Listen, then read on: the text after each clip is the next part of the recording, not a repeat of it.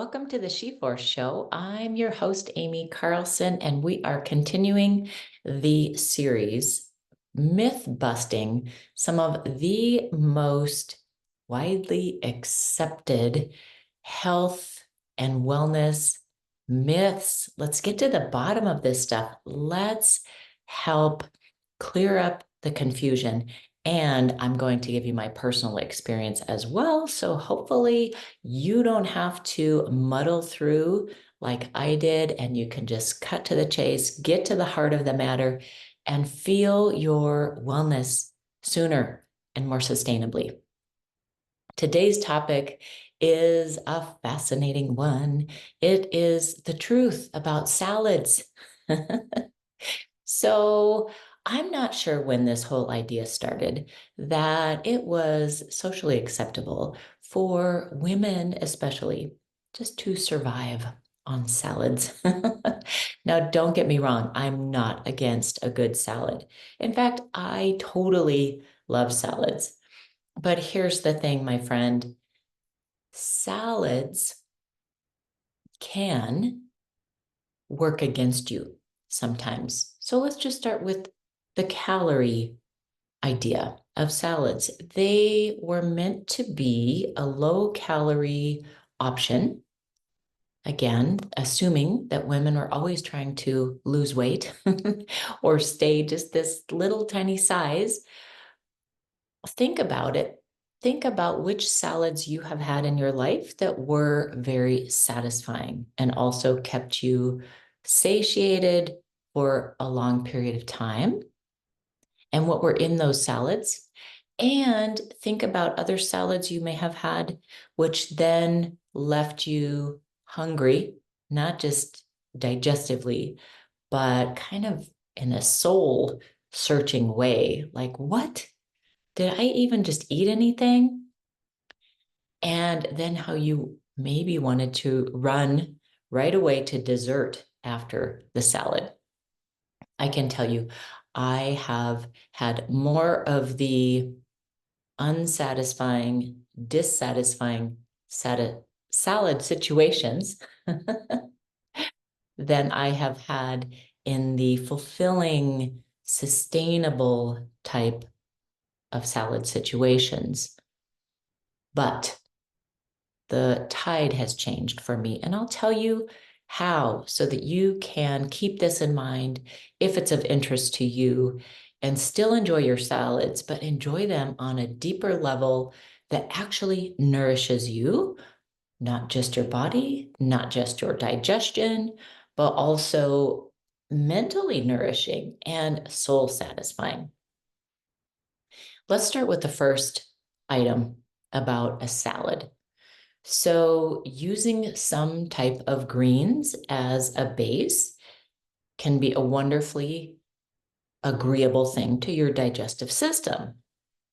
Finding out which of those greens are best for you can be a process. They're not all equally workable in the chemistry of your body. And everybody's chemistry is different, so there's not just a one size fits all with this. So starting with something like romaine, not some type of mix where there's a variety of greens, which is really popular in the stores. They sell this variety of greens, and you make your salad with that. And then perhaps you experience some kind of digestive issue with that, then chances are one of those greens, which when you use a mix, it'll be hard to tell, one of those greens didn't work with your chemistry. So that is my first suggestion. Do some trial and error, try some different things out. Start with a salad base made of one type of lettuce greens to make sure that the base is agreeable for you. And then once you find a few of those, then you can rotate them throughout the days that you have salads, so that you're not only utilizing one type of green, which then your body might adapt to, and then it may not be as agreeable to you over time. It's the idea of rotate or react. that my mentor, Linjane Recitas, speaks about profusely in her books. Now, once you have the base figured out of your salad, then you can start to add the other ingredients that make up this whole beautiful tapestry. Because you want to have some proteins, you want to have a variety of other types of fiber, and then of course you want to have some fat in there as well with what is typically your dressing. So adding in more vegetables. And here's another thing that goes along with the myth busting. Salads in cold temperatures are not easily digestible. So when you are in whatever is your winter season, wherever you live, if those temperatures go below 75 degrees Fahrenheit, you will not want to have a completely raw vegetable salad. You will want to have some greens with cooked vegetables to make it all more digestible. But if you are in the warmer times of your seasons, then your digestive system can handle more raw vegetables. So keep that in mind. Again, you're going to want to find which vegetables are more agreeable to your chemistry. You may not even be aware that perhaps that cucumber, that's one of them for me. Cucumbers can kind of cause a sense of bloating, even though you think, oh my gosh, there's this vegetable that's mostly water and doesn't even have much flavor. How could that be bothering my digestive system? Trust me, some of the most seemingly innocuous vegetables can set off your digestive system just because it's a matter of your chemistry. So find the ones that work for you. Again, rotate them when you are having vegetables, and then you'll know what to add into your delicious salads. It's fun to make them very colorful, right?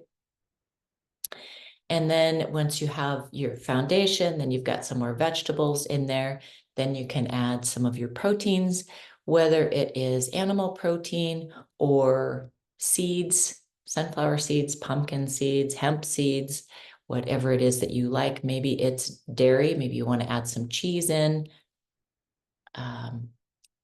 So that is up to you about what kind of protein you add in.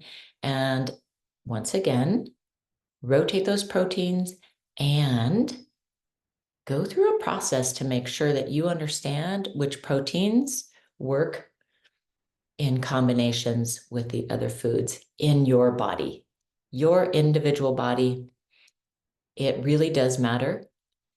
And anytime you see one of those things that says, here is the diet to follow, here's the #1 salad to make, that's very general. It doesn't mean that it's going to work for you. So please just always keep that in mind. We are like an ongoing experiment.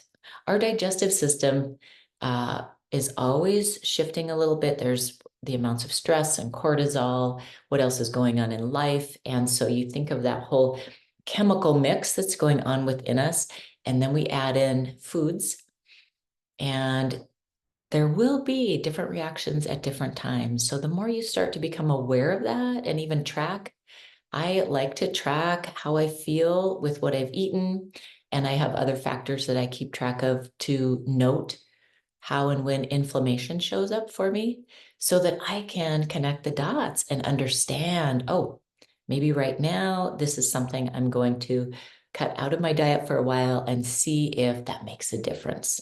So be that scientist that's always curious about you. I mean, my goodness, what else is there to explore?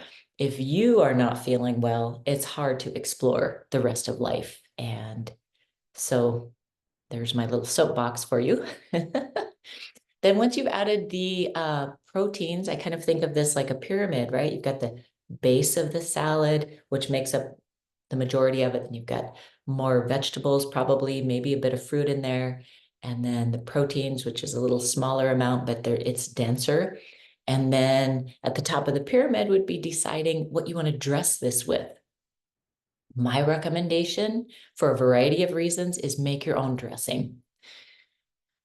Number one, you can create the flavors. Number two, you're not going to have all of those weird fillers that you can't even pronounce. Number three, you're not going to get all of the sodium that the bottled dressings come with. So if you have a favorite bottled dressing, see if you can make something that's similar, that is basically an oil and a vinegar, or an oil and lemon juice or lime juice. And then you can add different things, like sometimes it's nice to have a little bit of honey in there, or agave. You might add different spices, whether they're fresh or from a bottle. And then you've got this amazing flavor, and you've got that dressing that you can use for, chances are it's going to last for about a week. And fantastic. And then you have this whole meal, or something that goes along with a meal, that is completely homemade. You know what's in it. You know if you have any reactions to it, then you can go back and easily dissect what you think it is that maybe caused a bit of inflammation, a bit of digestive woes, or headache, or however that shows up for you when you've ingested something that is not in full agreement with your body. So there you have it. There's my little spiel on salads, when to eat them, what temperatures, what times of year, how to combine them so that it's really a fully satisfying meal and experience, not just for your body, but your mind as well. So your mind feels satisfied and your soul feels satisfied as well. Happy salad making. Let me know any of your favorites, favorite dressings, favorite combinations, things you've learned about yourself that maybe don't work anymore. Maybe they used to, but now they don't. It's really a fascinating adventure. And if you think of your relationship with food in that way, it's always intriguing. It's never boring. And it can actually be super fun once you put your attention and intention into thinking of food as medicine. Oh my gosh, it changes your whole perspective. Thanks for joining. Look for more of these myth busting episodes coming your way.